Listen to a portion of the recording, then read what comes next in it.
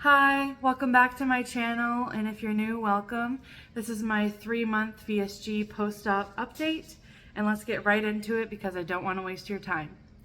So the approval process is quite lengthy, and I tried everything to lose the weight on my own, and I just needed that little bit of extra help, and it's already done. So by the time you're watching this and any of my recent videos, I've already had the surgery and recovered, and I'm down 47 pounds from my highest weight and about 17 pounds since surgery.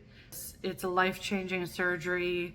The way I eat, the way I absorb food, everything is going to be changed for the rest of my life. I have to take supplements and vitamins forever, but I just knew that I wasn't able to do it fully on my own, and this is what I needed to help me. I needed that little extra help because I'm on medications and I have polycystic ovarian syndrome and underactive thyroid, so there's just a lot of reasons for me that it makes it difficult to lose weight. So even with diet and exercise, it wasn't enough, but so far I've been very successful. This is the first month that I can work out, and a couple days ago, I decided to challenge myself to go for a walk every day for 100 days. It's going well. Today is only day 3. I'm going to do my walk right after this video, so I'll probably post a short of me doing that just for accountability. Things have changed in my life drastically. Now when I see other people's plates, it looks like a lot of food to me, where I was worried that I would see what I'm eating and think that's not a lot. I was told to eat 5 to 6 small meals a day instead of 3 large meals, and to focus on protein but not track calories or sugar or carbs or anything, because I eat so little now that I have to focus on getting protein and then fiber and then other food. So I take my supplements every day. I take calcium and I take Centrum prenatal with iron. I take B12, and I was already on vitamin D, and I continue to take vitamin D. I eat 5 to 6 times a day, sometimes less, sometimes more. It depends on what I'm eating and my protein and everything I've gotten into my body, and the hunger cues are definitely different. I still get hungry, and it's just not as frequently, and I don't feel as hungry as I did before. I felt like before surgery I was almost always hungry unless I had just eaten, and I could eat way more food before than I can now. My goal is to lose 100 pounds. Surprisingly, I've done this before, twice actually, and each time I've lost 100 pounds, I have put it back on when I started a new mental health medication. Life is changing a lot for me. I'm going back to school. I've just had surgery March 31st, 2025. Coming up on 7 years sober, January 2026.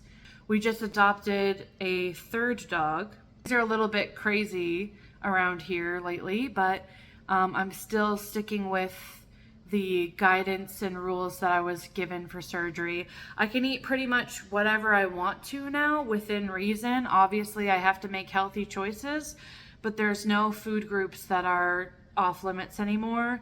It was a progressive diet, so before surgery, I had to eat a liquid diet for 2 weeks, and I was allowed some vegetables, 2 cups of vegetables a day, and I was on the Canadian version of OptiFast, which is MediMeal.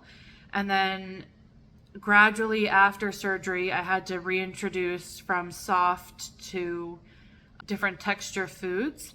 Luckily, I didn't have to do a puree diet, which I'm so glad, because I don't think I could eat pureed food besides like soup. But that's just me. I tolerate most foods pretty well, except for like really fatty foods. I get my protein in pretty much every day. I'm pretty good at taking my vitamins, but sometimes I forget the last vitamin of the day, but I remember, before I go to bed. It is a little trying to have to take supplements and vitamins that can't be taken at the same time as other medication. So I have to take medication like 5 to 6 times a day, including the supplements. Because you can't take calcium at the same time as other medications, because calcium encapsulates things in your stomach and then the medication won't work. That's what the pharmacy told me. And I try to get 10,000 steps a day. Sometimes it's way more than that. Sometimes it's a little bit less. I've done a few workouts since I've been cleared to exercise. I've mostly just been going on the treadmill and doing a walk every day, or going out in the neighborhood and walking. I've been keeping a journal and tracking my weight and how I'm feeling and everything I'm going through throughout the process and beforehand, before surgery as well. People are starting to notice how different I look.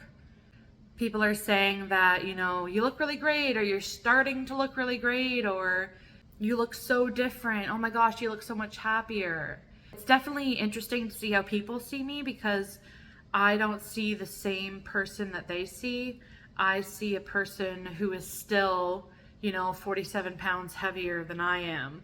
But that's a little bit of body dysmorphia, because at any weight, whether I was, 120 pounds or 200 plus pounds, I've always viewed myself as a large person even when I wasn't. So also, as someone who has overcome eating disorders like anorexia and bulimia, tracking the food can be a little triggering, because you see the calories. Even if you're just tracking your protein, the apps that you track your protein in, they tell you how many calories and everything you've eaten. So when you see, oh, I ate 1,200 calories today, I bet I could have eaten less than that. It's kind of like you're in competition with yourself when you're a person who's experienced eating disorders growing up. And I just try to focus on the nutrients, the protein, and I tell myself, still in a calorie deficit, even if I eat 1,500 calories a day, like 1,500 calories a day, is still a deficit, because an average height, average weight woman requires approximately 2,000 calories a day to stay the same weight, and an average height, average weight man requires 2,500 calories to stay the same weight approximately. So if you didn't know that, now you know. And the only way to find out what your actual BMR is, which is your basal metabolic rate, which is the state in which how many calories you burn while in a sedentary state just existing, and that's how much you need to stay the same weight without doing any exercise. And you can use online calculators and find that out for yourself, but it's just an approximate. It's a guess. They have a breathing test where they plug your nose and you breathe into this tube, and it calculates how many calories you in your body need to stay the same weight, and at what point your calorie deficit would be.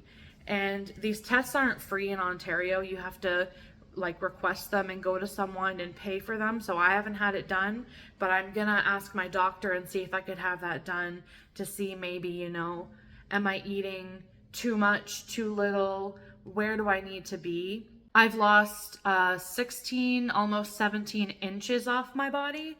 So between arms, thighs, waist, hips, and neck, I've lost 16 inches overall, 47 pounds, but the scale hasn't really moved in about a month. The inches are still coming off even though the scale's not moving.